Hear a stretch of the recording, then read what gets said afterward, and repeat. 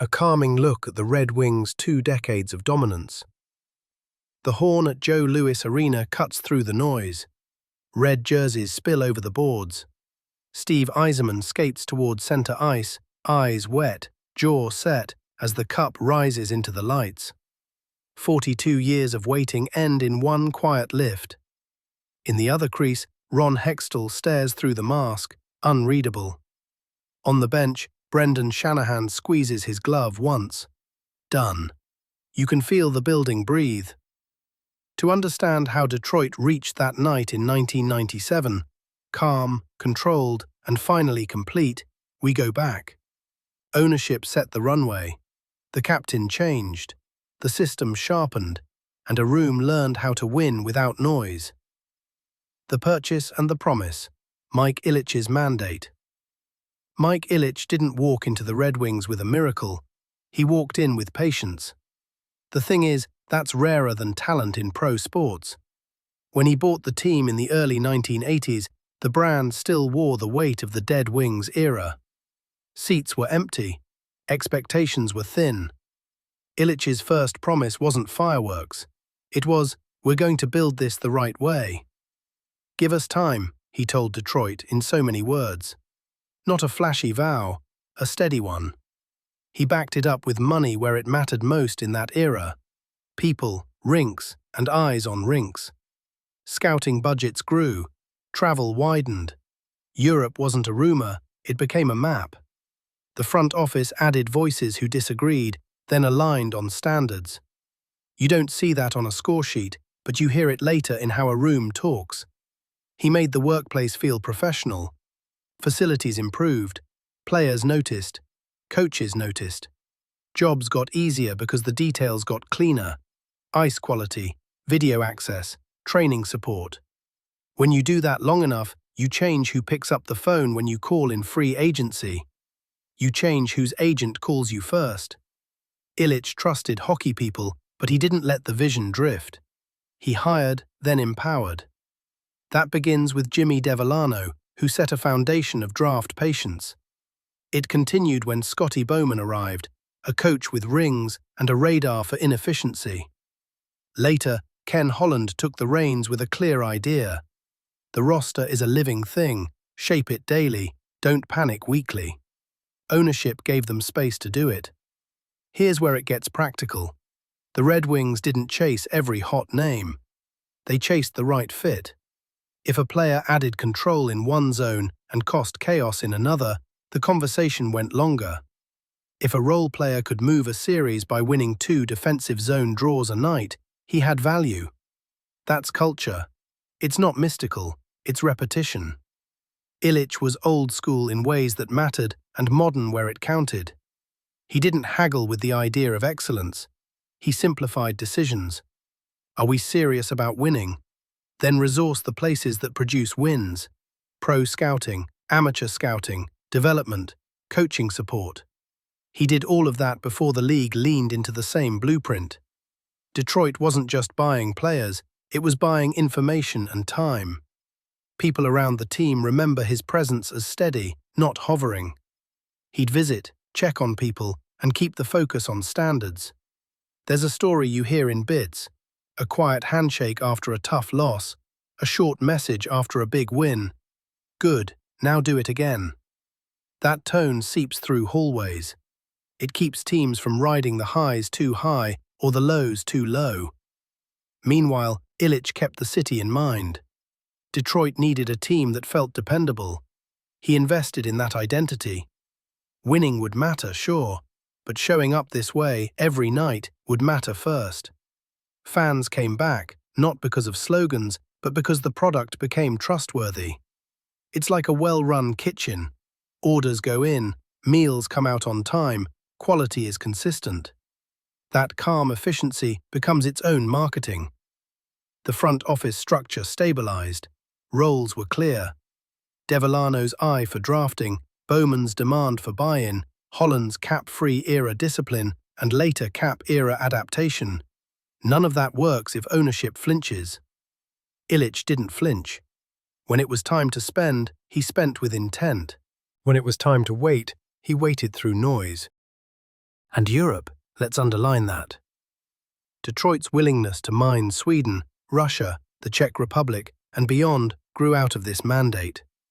If there's a clever place to find value, go there. If it takes an extra season or two of development, let it breathe. That composure birthed late-round steals and quietly constructed cores. It's the patient hand you feel when a 22-year-old steps into a heavy playoff shift and looks like he's been there for years. Illich's promise wasn't poetry, it was process. He said, in effect, "We'll make excellence feel normal." That's exactly what happened. Coaches could demand more because players were supported. Captains could lead because the room trusted that the organization wouldn't pull the rug. Roster debates became about fit and function, not headlines. So when you watch Yzerman lift the cup in 1997, you're watching ownership's years-long bet pay off. Not in one heroic moment, but in 1,000 quiet ones: budget approvals, scouting trips, facility upgrades, hiring choices, and the patience to let good decisions stack. While that was happening in Detroit's offices, something else was happening in the locker room. Leadership was growing up on the ice, one shift at a time. The captain grows up, Steve Yzerman's evolution. Steve Yzerman arrived as a pure scorer, the kind of player who could tilt a sheet with his edges and wrists alone. Early on, the league put him in a box: great numbers, soft team. The label stuck because that's how it goes when talent blooms before structure. He didn't complain about it. He just kept scoring, kept showing up, and kept listening. Then Scotty Bowman walked in with an ask that sounded simple and felt hard. Trade a little flash for a lot of control.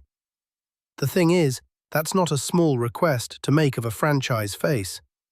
It means redefining what success looks like. It means accepting that a quiet shift, done right, might be more valuable than a highlight. Yzerman heard it. He didn't posture. He went to work. There's a point in every career when the body reminds you that time is undefeated. For Yzerman, the knee did the reminding. He managed pain the way he managed games, patiently, without drama, and always with the team in mind. Tape, treatment, and then minutes that looked different. Less east-west flourish, more north-south efficiency. Fewer hopeful plays, more plays with odds. He learned to turn without wasting energy. He learned to close space at the right angle so he didn't need the extra stride. Bowman's challenge wasn't just tactical, it was personal. Could the captain become a stopper while still being a finisher? Could he be the first forward back and still the one you wanted on the puck late? Yzerman started tracking his own shifts like a craftsman checks his tools. Face-offs, stick position, shoulder checks before retrievals. He built small habits that became muscle memory. From the bench, you could see it. He'd glance over both shoulders on entries, slide to the middle, and take away a pass he used to chase. Teammates noticed first. A winger who watched him in practice said it often came down to 2 words: quieter hands. Same skill, less movement. The pass arrived where the space would be, not where it was. On the penalty kill, he cut off the hinge, forcing a dump instead of inviting a seam. Those plays don't make posters. They win rounds in May. Opponents felt it too.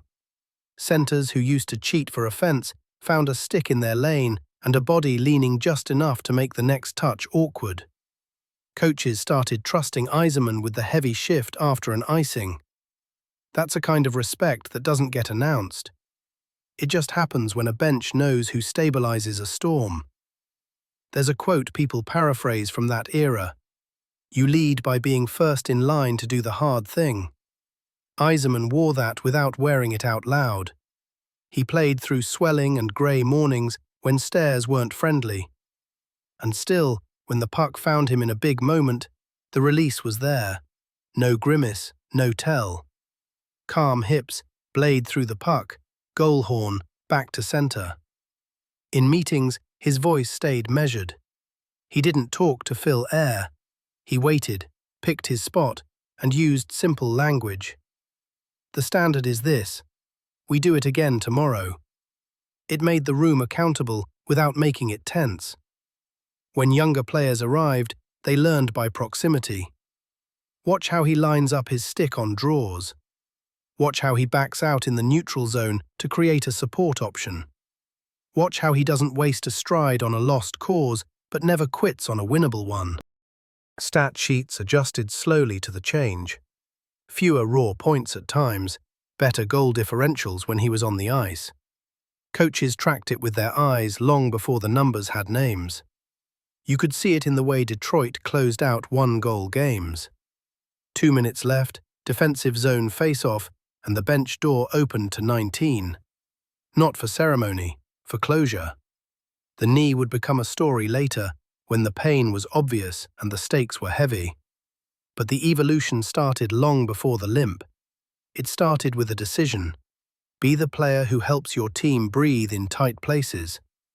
That's what he became. He took pride in a clean exit, a smart chip, a win on the weak side. The small things weren't small to him. Here's the part that sticks with people inside the organization. He never demanded from others what he avoided himself. If he asked for shorter shifts, his came down first. If he asked for better details, his got sharper. If he asked for patience, he showed it during lean nights. That alignment between words and actions made change possible. It made buy-in spread. By the time 1997 arrived, Yzerman wasn't just the captain by letter, he was the captain by template. Two-way, centered, unflappable. He could still score in a rush, still beat a goalie with that quick release. But he measured success in controlled minutes and quiet third periods. That shift didn't dim him, it defined him. What nobody outside needed to know, but everyone inside felt, was simple. The team changed because the captain changed first. And once that happened, Detroit had a heartbeat that didn't speed up under pressure. The Scotty blueprint, system over noise. Scotty Bowman didn't sell a philosophy, he installed one. The thing is, it wasn't about speeches. It was about how every drill, every line change, every matchup pointed at the same goal. Keep the puck, suffocate space, and make the game feel small for the other bench. He started with possession, not as a slogan, as a daily habit. Breakouts had layers. The weak side wing wasn't flying the zone. He was sliding into a short support lane. Defensemen were coached to take the extra beat if it created a better first pass. Turn a risky 90-foot hope into a safe 12-foot certainty, and the ice tilts your way. Make the easy play look smart, he'd say. It sounds simple. It's hard to live that way shift after shift. Gaps were non-negotiable. Defensemen closed early, not late. Stick first, body next. Forwards tracked to the middle, owning the inside lane, forcing rushes to the boards where the angles favored Detroit. You saw it in neutral zone stands, 3 sweaters across, patient feet, blades in lanes. Opponents felt like they were skating into a slow door that kept narrowing. He shortened the bench when it mattered. Last 5 minutes? He trusted the pairs and trios that managed risk best. There was no drama about it. Players knew the situations.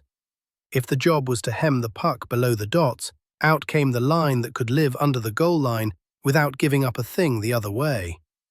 If the job was to tilt a matchup against a hot center, he matched ruthlessly and lived with 48-second shifts. Role clarity turned tension into order. Buy-in from stars was the hinge. Bowman redefined jobs without chipping at pride. If you were a shooter, you still shot. But you'd arrive in the slot by way of a responsible forecheck and a backcheck that kept your defensemen's lives quiet. He challenged Sergei Fedorov to be a 200-foot force, then rewarded him with minutes that proved trust. He nudged Brendan Shanahan to win walls and the front of the net as much as he hunted the far post. With Steve Yzerman embracing two-way detail, the standard had a face. He removed noise from transition. The first pass wasn't just to exit, it was to enter the next phase with control. Detroit's defenseman learned to look off the forecheck, slip a diagonal to the center dot, and use the second wave to carry cleanly. If it wasn't there, a soft chip behind pressure became a retrieval drill the wings expected to win. Not flashy, just repeatable. Like a well-oiled machine, each part did its piece without grinding the others. Offensive zone play slowed time. Pucks cycled below the hash marks until a defender's hips turned. Then the switch. High to low, low to high, quick seam to the bumper. Net front wasn't chaos. It was layered screens, tips, and rebounds shoveled to safe areas first, danger areas second. A shot without traffic was a turnover by another name. They didn't waste attempts for the stat. They built attempts that mattered. On special teams, he treated the power play as scheduled momentum. The first unit had patience baked in. Lidstrom at the top, moving the puck until a penalty killer's stick drifted an inch. Then the shot through a screen, not around one. The penalty kill bent to angles and sticks, denying the cross-ice seam, picking off the soft touch, and changing at smart moments so the next group arrived with legs. It stacked. Matchups were chess without the theatrics. At home, he hunted face-offs that stranded an opponent's third pair against Detroit's top cycle. On the road, he used last-change moments to insulate a tired line with a detail line, stealing a minute to reset the bench. If a hot winger needed cooling, he sent Draper, Maltby, and McCarty to make every touch a chore. If a goalie liked to play pucks, he instructed dumps that died in the corners and forecheck angles that cut off the reverse. What nobody knew at the time, at least not with the words we use now, was how closely this mirrored modern analytics. Expected value lived in his choices. A 55-second shift with 2 low-danger shots against and 1 controlled entry for was success. He didn't need a chart to feel it. He had 4 decades of bench memory and a radar for waste. There's a line teammates used: nothing forced, everything clean. In practice, that looked like the same route, the same shoulder check, the same flat pass, over and over, until it bored you to admit it was brilliant. In games, it looked like control. Lidstrom's mistakes were rare, and when they happened, the correction came faster than the criticism. He'd angle back, take away the middle, and restore order in 2 touches. He wasn't loud in the room. He didn't need to be. Leadership for him was repetition and tone. He showed up early, sharpened details, and expected the same.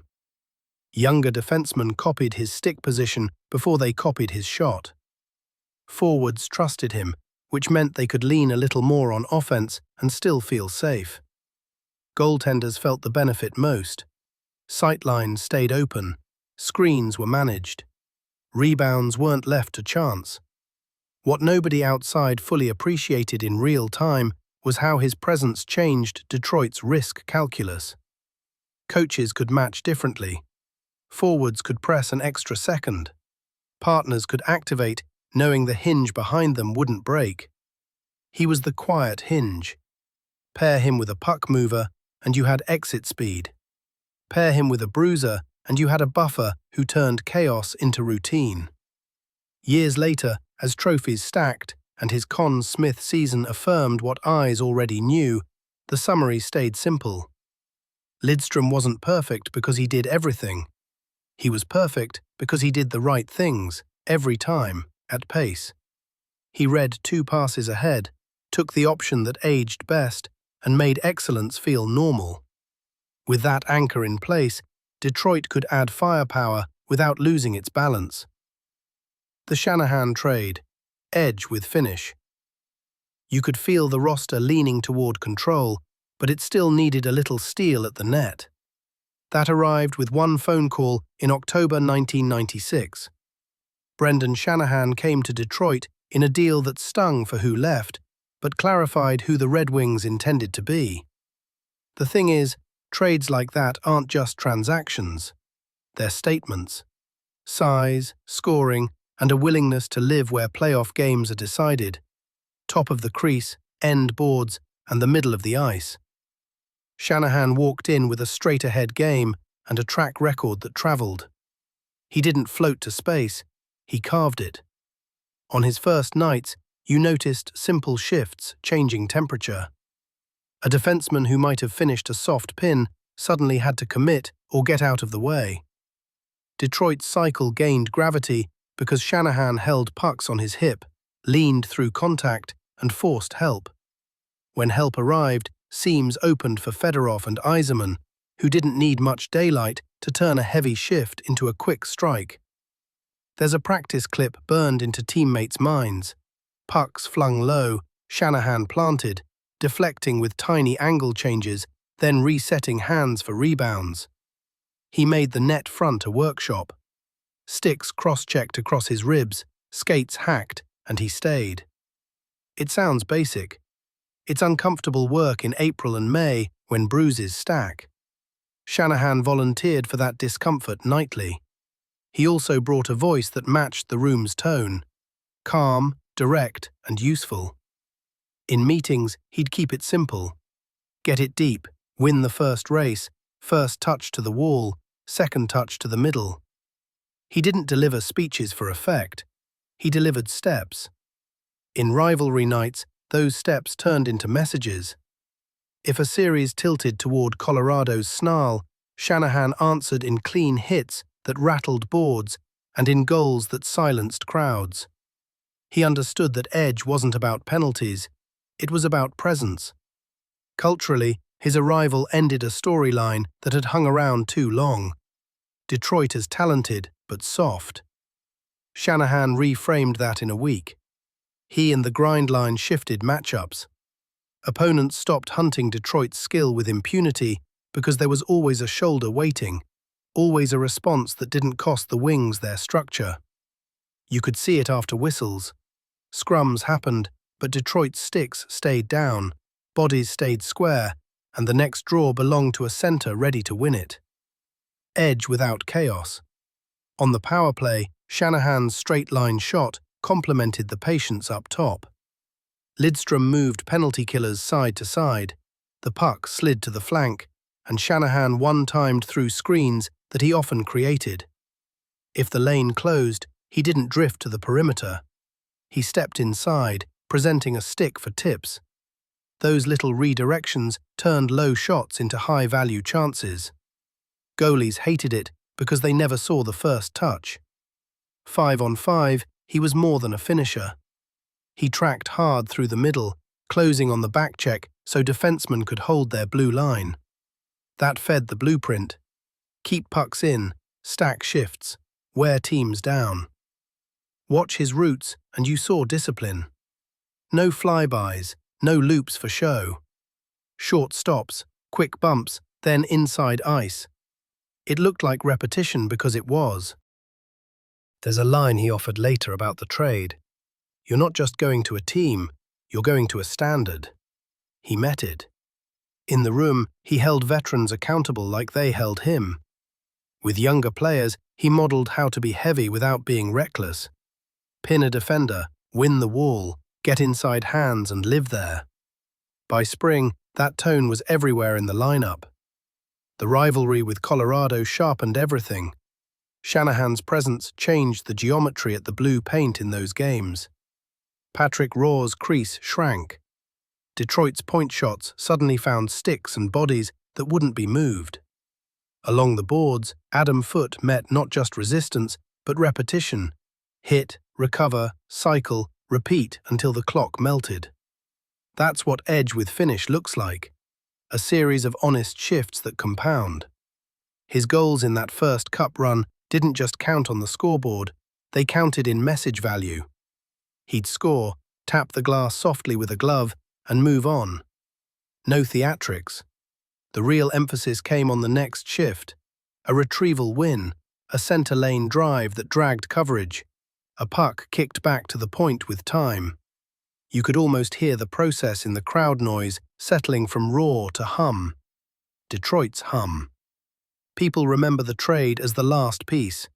It's truer to say it was the piece that let every other piece express itself fully. Yzerman's two-way game had room to breathe because pressure could be applied without risking identity. Fedorov's transitions gained a screen and a target. Lidstrom's shots gained purpose because a body stood exactly where tips turn into trouble. Shanahan didn't reinvent the wings. He made their choices louder on the ice. In the end, that's why the move mattered. Detroit didn't need more flash. It needed authority in hard areas. Shanahan brought it, carried it nightly, and made it feel routine. That edge blended with finish was the difference between playing well and lifting something heavy in June. The Avalanche forms, a rivalry with scars. While Detroit was tightening its habits, something sharp was forming in the Rockies. Colorado had speed, finish, and a goalie who thrived on theater. The match fit too well. Possession and patience versus thrust and counterpunch, calm against crackle. Games between them didn't just feel important, they reorganized the league's balance in real time. Start with Colorado's shape. Joe Sakic moved like glide was a weapon, all economy and timing. Peter Forsberg was gravity. Pucks stuck to him under contact and defenders bounced. Adam Foote made the blue paint feel rented, not owned. And behind it all, Patrick Roy played pucks and mines. He'd hold a save a half-second longer than necessary, glance at a bench, and reset the script. Detroit's blueprint met that with layers. Lidstrom owned angles. Yzerman and Fedorov took the middle away, stick first. Shanahan planted at the net. The grind line cut series into shifts that felt like chores. But rivalry needs a spark, and this one carried a scar. Claude Lemieux's hit on Chris Draper in 1996 fractured more than a cheekbone. It cracked open a file the room never closed. The incident wasn't shouted about every day. It was stored, quietly, heavily. From that point, every face-off had context. Coaches matched with intent. Bowman hunted Sakic with Yzerman's line and hemmed Joe with defensive zone starts that dared Colorado to break patience. Mark Crawford, then Bob Hartley, countered by springing Forsberg in transition, aiming to create two-on-twos that forced Detroit's defense to pivot instead of close. Some nights it looked like chess. Other nights it looked like a bar fight with systems. Roy versus Detroit's shooters became a story inside the story. He challenged aggressively, smothering low shots that other goalies kicked. So Detroit adjusted. Point shots came laterally through multiple layers of traffic. Tips weren't random. Stick angles rehearsed in practice turned into micro-deflections that dragged pucks off Roy's chest and into dangerous spots. When he roamed to play dump-ins, forecheck routes shifted to cut off his reverse. If he paused, the wall pin arrived on time, middle support waiting. Colorado's counters hurt quickly when they broke through. Sakic's release, no backswing, blade open late, punished even tiny gaps. Foote and Uwe Krupp cleared bodies like custodians with an edge. Forsberg worked under the goal line until a defenseman's stick wandered, then slipped passes into the bumper. Rivalry tightened habits. Detroit's F3 held a touch higher. Backside defensemen kept the middle sealed. If a risk crept in, the bench corrected it before the next whistle. Then came March 26, 1997, Joe Louis Arena, a night that became footnote, headline, and therapy session. Darren McCarty found Lemieux. Mike Vernon and Roy traded masks for fists. Fights unfolded like a ledger being balanced. Here's the detail that matters for hockey people. When the ice finally calmed, Detroit didn't lose its structure. The forecheck still ran its routes. Lanes still closed with sticks, not just shoulders. They won the game in overtime. The emotion didn't wreck the plan, it freshened it. In the room afterward, the takeaway wasn't revenge complete. It was, we can be heavy and stay ourselves. Playoff series between them became annual exams.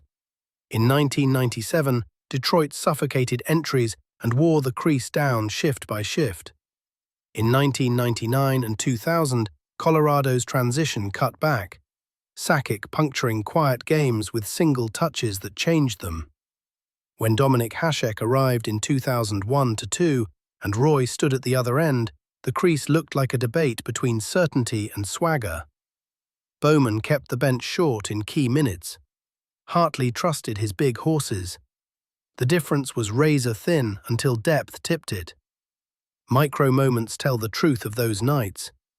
A Draper defensive zone draw won clean, a clean exit along the wall, and 30 seconds later, Shanahan's redirect echoes off the end boards while Roy tracks the wrong seam.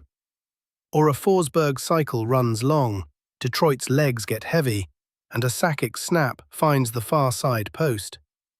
Coaches speak about honest ice. Avalanche wings made every square inch earn its keep. The rivalry hardened standards. Detroit learned that puck management under pressure had to survive elbows, noise, and narrative. Colorado learned that speed needed a second act when lanes died, puck protection and patience. Neither team left those lessons behind in other series. They carried them. There's a quote that lives around both rooms in paraphrase. They made us better because they made us face ourselves. For Detroit, that meant checking if possession was still possession when knuckles scraped and whistles slowed.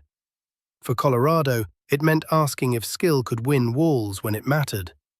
The answer on both sides was yes, often enough to make each spring feel inevitable until someone blinked. In the end, what the rivalry really changed was tempo control.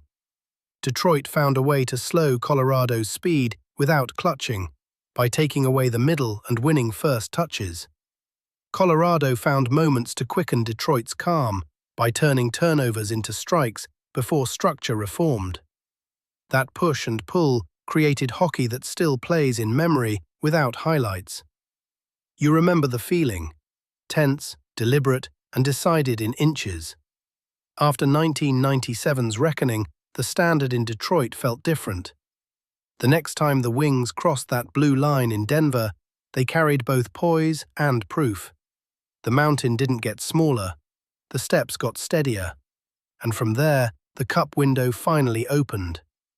1997, breaking the 42-year drought. The 1997 playoffs didn't begin with fireworks. They began with discipline. Detroit entered as a team that knew exactly who it was. Layered breakouts, heavy cycles, and a calm presence down the middle. The thing is, that identity travels in spring. It showed up shift after shift. Balanced scoring was the theme, not by accident. Bowman rolled lines that could all hold the puck below the dots. Yzerman's group set the tone with two-way control. Fedorov's line stretched the ice when windows opened, and Shanahan planted in the hard areas. Detroit didn't chase space, they created it methodically and then protected leads like a craftsman guarding his work. The grind line tilted series without headlines. Draper won defensive zone draws that ended opponents' best chances before they started. Maltby turned retrievals into exits with little shoulder feints and stubborn edges. McCarty punished defenses along the wall, then released pucks to the middle at the right beat. Those are the plays you don't remember individually, but you feel when Game 4 looks heavy for the other side. In net, Mike Vernon didn't try to out-theatre anyone. He shrank rebounds, tracked through bodies, and read Detroit's structure like a second language. The saves felt timely because the team's defensive posture funneled shots into lanes he liked. Fewer scrambles, more square angles. He didn't steal series, he finished them. Yzerman's two-way command became a quiet drumbeat. Late in periods, he'd angle a carrier to the wall, win the puck with a stick lift, and feed a short, safe pass that flipped pressure. His offense didn't fade, it matured. He attacked when numbers favored him and lived to fight again when they didn't. You could sense trust on every key face-off. Bench door opens, 19 steps on, shoulder check, stick down, plan underway. Eiserman's two-way command became a quiet drumbeat. Late in periods, he'd angle a carrier to the wall, win the puck with a stick lift, and feed a short, safe pass that flipped pressure. His offense didn't fade, it matured. He attacked when numbers favored him and lived to fight again when they didn't. You could sense trust on every key face-off. Bench door opens, 19 steps on, shoulder check, stick down, plan underway. Defense won by committee, guided by Lidstrom's calm. He and partner pairs managed gaps, so rushes bent into low-danger areas. Lidstrom's first pass reset everything. Short, flat, solvable. With that stability, Detroit's forecheck could re-engage in waves. The blue line looked taller than its height because timing and angles stole feet from attacking forwards. Series pacing favored the wings because they controlled when the game sped up or slowed. After icings, Bowman matched ruthlessly, using Eiserman for clean exits or the grind line to pin exhausted defenders for 30 more seconds. Special teams were scheduled momentum, patient power plays that waited for a stick to drift, penalty kills that refused the east-west seam. That steadiness drained opponents who wanted chaos. By the time the final arrived, the message was simple: no need to change to meet the moment. The Flyers brought size and star power, but Detroit brought a plan that reduced oxygen. Watching it now, you see a machine run at temperature. Possession built pressure. Pressure created mistakes. The wings cashed when the odds said cash. Micro-stories dotted the run. A road morning skate where the room stayed quiet, only sticks tapping the ice as roots got repped. A late practice sequence where a deflection drill turned into a race for the best screen position. Shanahan grinning, young guys learning where the bruises live. And then those third periods in close games where the clock felt like a teammate. The Wings played them without hurry. When the horn sounded on the last night, it wasn't surprise on Detroit's bench. It was relief folded into recognition. Eiserman took the cup with that measured look. No leap, just a lift. 42 years turned into one clean motion. On the other side, you could feel respect in the quiet. Opponents knew this wasn't a hot streak. It was a standard realized. Vernon's Conn Smythe crystallized what everyone saw. Not dominance through chaos, but through denial and timing. He was calm because the team made calm possible. He made the saves that proved the structure worked. In the room, the trophy meant shared credit without speeches. Detroit didn't just break a drought, they reset expectations. Winning felt like the logical end of consistent habits, not an exception. Fans sensed it, the hum more than the roar. Coaches felt it, matchups answering questions before they were asked. Players internalized it, details first, noise never. The lift in 1997 wasn't just an ending. It was the beginning of treating June as reachable, not hypothetical. And it set the tone for what the next year would demand. Constantine in the Believe year, 1998. Summer should have been quiet. It wasn't. 6 days after the Cup, a limousine crash changed the room forever. Vladimir Konstantinov, fearless, relentless, the defenseman who played like gravity had a personal grudge, suffered life-altering injuries. Vyacheslav Fetisov and team masseur Sergei Mnatsakanov were hurt too. The team didn't lose a player, they lost a presence. The thing is, presence lives in habits. How you practice, how you lean into checks, how you look an opponent in the eye before a draw. Konstantinov had set that tone. Now the room had to carry it for him. Believe. One word on a patch, on a banner, on a wall, and eventually on a wheelchair brought to the rink. The message wasn't about miracles, it was about showing up in the way Vladdy did. No shortcuts, no excuses, relentless detail. Practices changed in feel. Edges bit deeper. Drills ran cleaner. The leadership group didn't write speeches, they built routines. When a rep flagged, someone said his name, softly, and the pace snapped back. Bowman kept the system tight. No grand reinvention, just a recentering. With Konstantinov's minutes gone, matchups required precision. Larry Murphy's efficiency mattered more. Lidstrom absorbed even more ice with the same calm meter. Young legs filled gaps, but the standard didn't drop. In video, coaches pointed to clips of Vladdy angling a rush into nothing and said, "That's the route."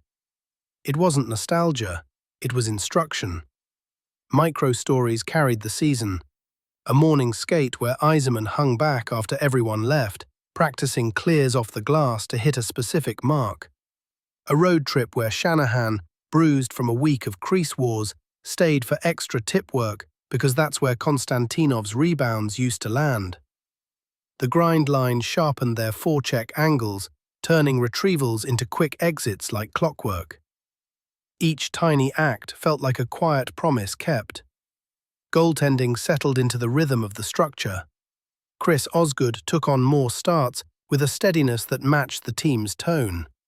He wasn't mimicking Vernon, he was syncing with what the skaters gave him.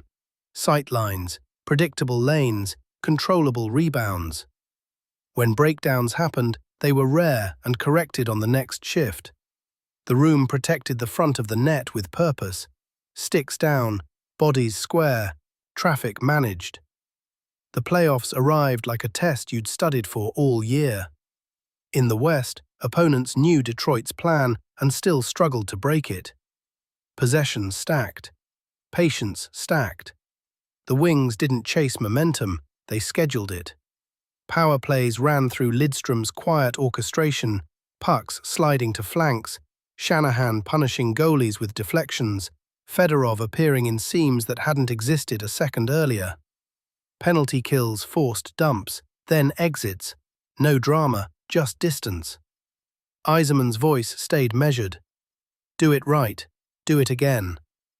He centered shifts where the scoreboard didn't move, but the ice tilted.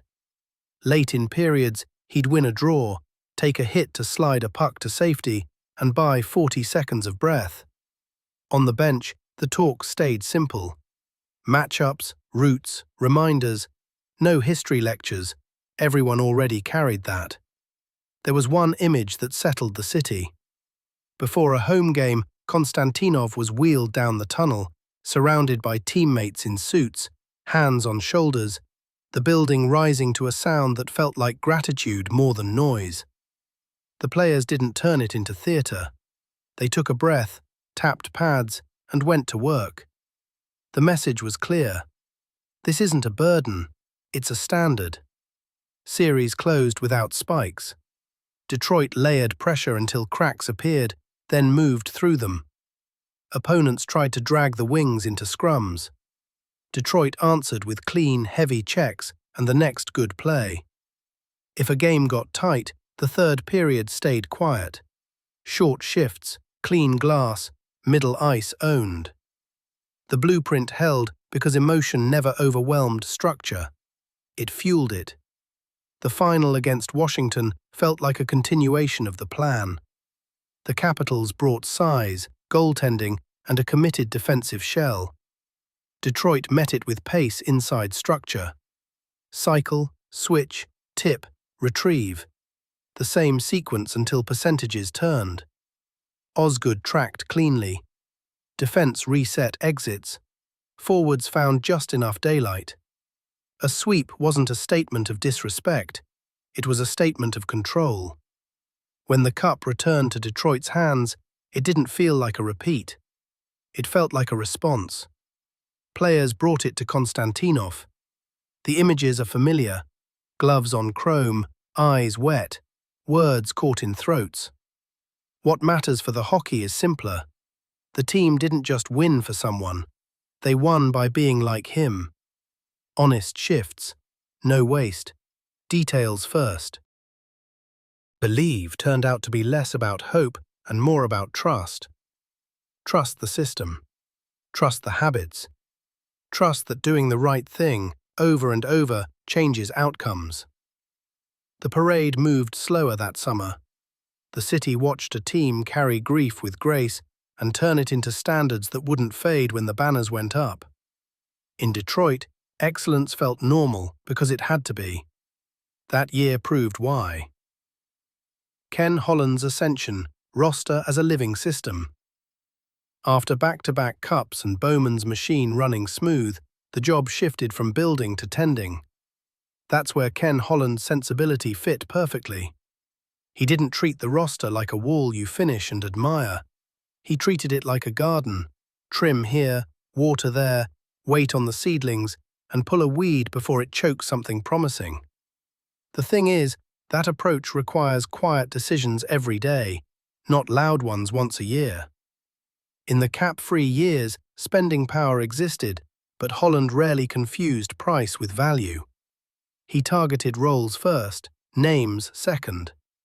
If a winger could scape Detroit's roots and keep pucks below the dots, he mattered. If a defenseman's first pass hit tape under pressure 9 times out of 10, he mattered more than a big shot that sprayed rebounds back at the team. Roster moves became about expected outcomes inside the system. Pro scouting became a lever. Holland trusted voices who knew how a player behaved on his worst night. A veteran with reliable details could plug a postseason hole better than a flash signing who wanted freedom the system didn't give. You saw it in depth additions that clicked without learning curves. They stepped in, hit their marks, and the bench stayed calm. Amateur scouting and development were the other rails.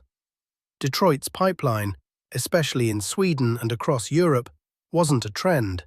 It was a commitment. Late picks were treated like investments with a long horizon. Let them cook in the SHL or a top European league until their edges, habits, and timing translated. When they arrived, they weren't learning the game.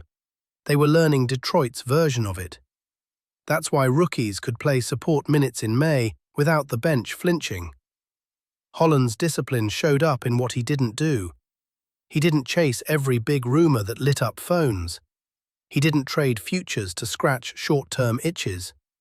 If the room needed a right-shot presence on the flank, he found one whose contract and temperament fit. If the blue line needed a steady second pair, he added it without unbalancing the top pair's rhythm. He made incremental moves that looked small on deadline day and big in Game 5. The roster turned into a living system with self-correcting parts. When injuries hit, roles slid one seat over rather than breaking. A checking line center could take a defensive zone load. A second-pair defender could absorb tougher matchups because the forwards tightened above him. Holland kept redundancy in skill sets. 2 face-off options on each line, 2 puck movers per pair across the 6, 2 net front men who embraced bruises so the power play didn't wobble if one sat. Goaltending wasn't a hunt for a savior, it was a search for fit. With the system limiting east-west chaos and protecting sightlines, Holland looked for goalies who read play, controlled rebounds, and matched Detroit's pace of thought. When the front office pivoted to a generational talent for a specific run, it was calculated, not romantic. When it leaned back to steady hands, it was because the skaters reasserted control. Communication with the coaching staff made patience possible. Holland and his coaches spoke the same language. What does this player add to our sequences? Can he live as F3 without drifting? Will he accept shorter shifts late? That alignment meant acquisitions didn't fight the bench. They flowed with it. Players knew their minutes, metrics, and margins before they landed. Then the league changed. The lockout reset the math. A salary cap arrived, and mistakes now carried interest. Holland's response was composure. Value contracts mattered. The team leaned harder into internal growth, young legs under veteran standards. Veterans took shorter, smarter deals because the culture made every year feel relevant. The playoff streak didn't survive on sentiment. It survived on fit, teaching, and daily standards. One micro-story sums up his approach. A depth forward asked for clarity about his role before a road trip. Holland sat with him, outlined zone starts, penalty kill rotations, and why his 10 minutes would swing a series if they tilted the right way. The player left knowing exactly how to matter. That's roster as a living system, every leaf aligned toward the same light. Holland understood timing. Push when the window was wide, refresh when fatigue crept in. Protect tomorrow without surrendering today. He didn't keep the dynasty alive with declarations. He kept it alive with 1,000 small choices that let the blueprint breathe year after year. The 2002 super team, depth like a tide. By 2001-2, Holland's patience and Bowman's rails met a room stacked with star power that somehow never felt crowded. Hall of Famers didn't just share space, they shared roles. Nicholas Lidstrom, Steve Yzerman, Brendan Shanahan, Sergei Fedorov, Brett Hull, Luke Robitaille, Chris Chelios, Dominik Hasek. Big names, smaller egos in practice, and a coach who turned minutes into a plan. The thing is, this wasn't an all-star game. It was a roster arranged like a symphony. Every section knew its part. Yzerman's knee limited practice volume, but not his clarity. He set the two-way tone and took key draws. Fedorov slid between center and wing seamlessly, a 200-foot force who could erase a rush and then start one. Shanahan lived at the blue paint. Hull found soft spots and released pucks with a timing you can't teach. Robitaille added touch around the net without needing the puck much. Chelios brought edge and veteran stubbornness on matchups. Lidstrom was the hinge.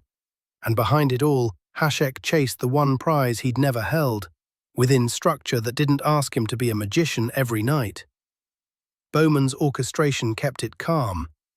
Minutes weren't handed out as favors. They were shaped by game state. If the job was to smother a hot line, out came Fedorov with checkers and a pair that owned the middle. If the job was to crack a passive shell, the puck found Hull in a pocket, Robitaille at the back post, and Lidstrom up top moving penalty killers a half step the wrong way. On nights when the legs sagged, the bench shortened without drama. Stars accepted it because the standard, not the name, set the rotations. Power play sequences looked almost unfair, but the process stayed simple. Lidstrom walked the blue line, eyes up, hips quiet, waiting for a stick to tilt. Fedorov rotated high to keep the kill honest. Shanahan took cross-checks to screen. Hull lurked off the flank, blade loaded. If the lane opened, the shot snapped through a layered screen. If it didn't, the puck went low and came back up until it did. There was no rush to shoot for noise. They waited for the chance that aged well. 5-on-5, the depth rolled like a tide. Third lines didn't just eat minutes, they tilted them. A defensive zone draw won clean, a short chip to space, support underneath, and suddenly Detroit was back below the dots, cycling. Those cycles weren't about endless circles.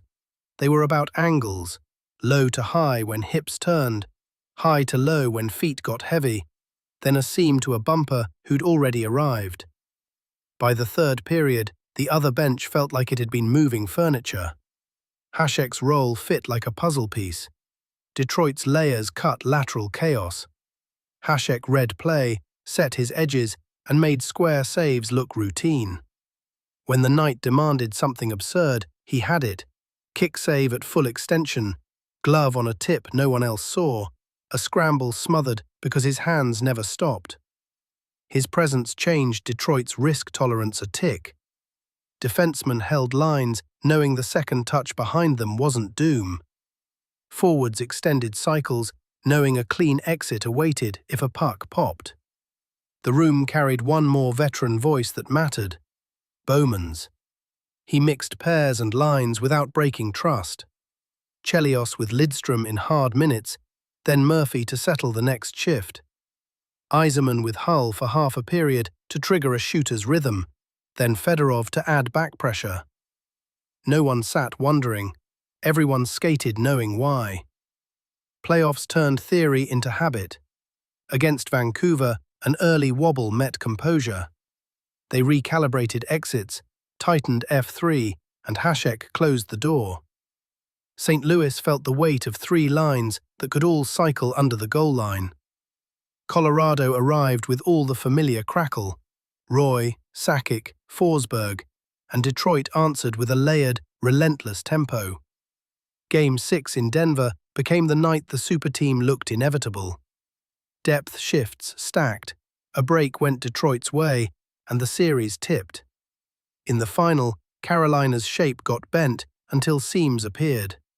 The cup followed the hum, not a single trumpet. Lidstrom's Conn Smythe season gave the blueprint a face. He didn't roar, he erased. Read 2 passes ahead. Close the middle. Make the next touch easy. You could feel teammates relax when 5 stepped on late. Hasek's chase ended with silver in his hands and a grin that said relief more than conquest. People called it a super team because of names. Inside, it felt like sequence and trust. The roster didn't win by stacking resumes. It won by stacking good minutes until opponents ran out of air. Depth like a tide, calm, steady, pulling games its way, shift after shift.